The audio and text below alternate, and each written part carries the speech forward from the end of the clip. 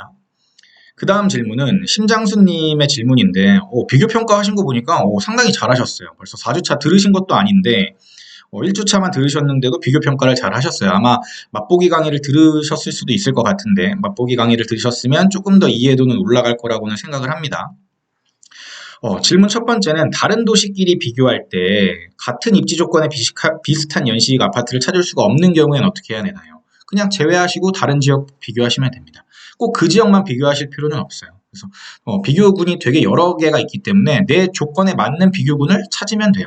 그 조건만 찾아도 엄청나게 전국에서 많은 비교군을 찾을 수 있기 때문에 그 지역에 만약에 없다 그러면 그냥 패스하고 넘어가셔도 됩니다.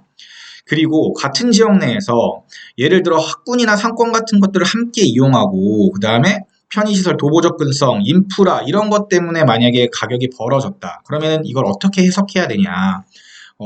아마 가격이 벌어졌을 확률이 높은데 이제 상권이나 학군 같은 거는 같이 이용하는데 뭔가 조금 뭐 연식이라든지 아니면 편의시설이라든지 이런 것들에 따라서 좀 차이가 날 수가 있어요.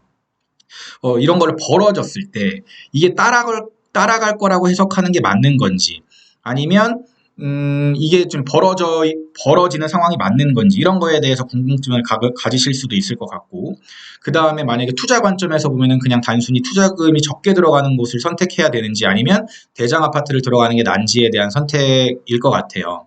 근데 일단 가격이 벌어지는 부분에 대해서는 제가 어떻게 답변을 드렸냐면 바로 옆 단지임에도 불구하고 수천만 원 혹은 억 이상 차이 나는 단지들도 있어요. 그거는 일단 그 두 아파트의 과거 데이터를 한번 비교를 붙여보셔야 돼요. 만약에 과거부터 가격 차이가 좀 났던 아파트면 분명히 우리가 모르는 차이가 있는 거예요. 뭐 예를 들면은 단지 내 커뮤니티가 될 수도 있고 그냥 단순히 브랜드의 차이일 수도 있고 그다음에 실거주민이 뭔가 조금 더 선호하는 뭔가가 있을 수가 있어요. 뭐 어디를 걸어가는데 조금 더 시간이 조금밖에 안 걸린다든지 아니면은 어떤 커뮤니티를 이용할 때 아니면 어떤 상권을 이용할 때 조금 더 가깝다라든지 아니면 내장재의 차이, 타입의 차이 이런 걸 수도 있거든요. 이런 부분은 우리가 그냥 데이터로만 보기에는 손품만으로 팔기에는 어렵기 때문에 파악하기가 어렵기 때문에 이거는 반드시 부동산 소장님이랑 인터뷰를 해봐야 되는 거예요. 이런 부분을 임장 가서 확인하시는 거예요. 임장 고급편 때 바로 분명 옆에 붙어 있는데 학교도 가까운 것 같고 비슷한 것 같아. 근데 너무 가격 차이가 많이 나. 그럼 일단 과거 데이터를 한번 비교를 해보고 과거 데이터도 차이가 만약에 난다 그러면 부동산 소장님한테 물어보는 거예요.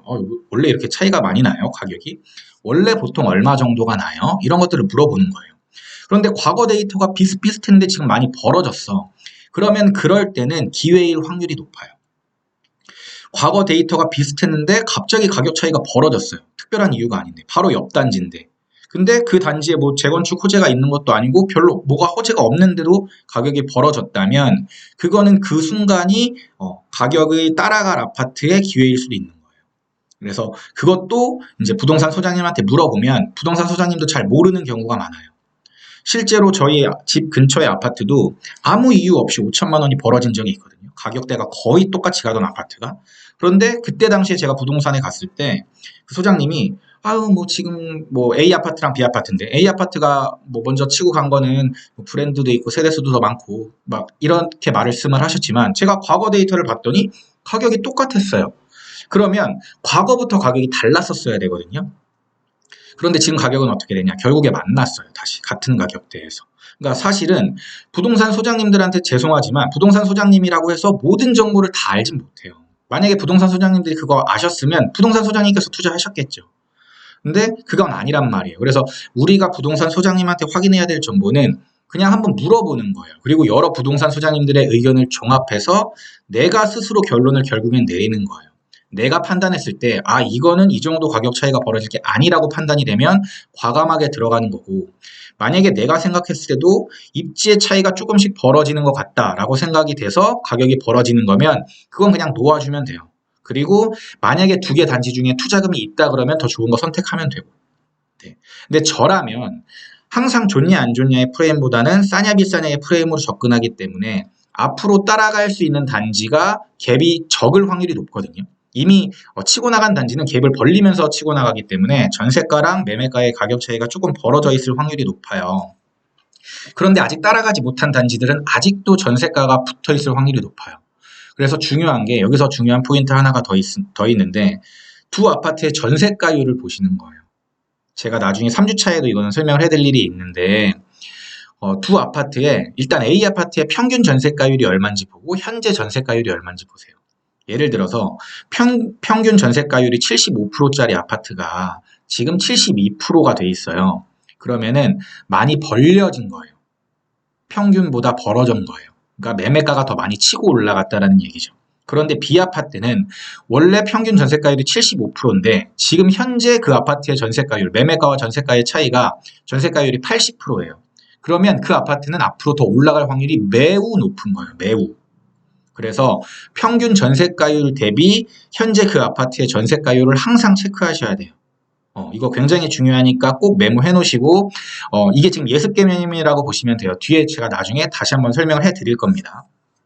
그래서 그렇게 보시면 되고, 세 번째는 이것도 3주차에 나오는 거예요. 뭐 전세인 물건, 그 다음에 주인 물건, 공실 물건의 장단점이 명확한 것 같다. 그래서 어떤 장단점이 있는지에 대해서 여쭤보신 것 같은데, 일단 기본적으로는 전세가 들어가 있는 집보다는 집주인이 실거주하고 있는 물건이 훨씬 더 나아요. 왜냐하면 집을 볼 수 있는 확률도 높고 날짜 맞추기도 조금 더 편해요. 이거에 대해서도 3주차 때 제가 자세히 말씀을 드릴 테니까 강의를 좀 기다려 주시면 될 것 같고요. 자, 그 다음 질문. 세종이나 화성 동탄의 가격 상승 이유가 궁금합니다. 제가 세종의 예를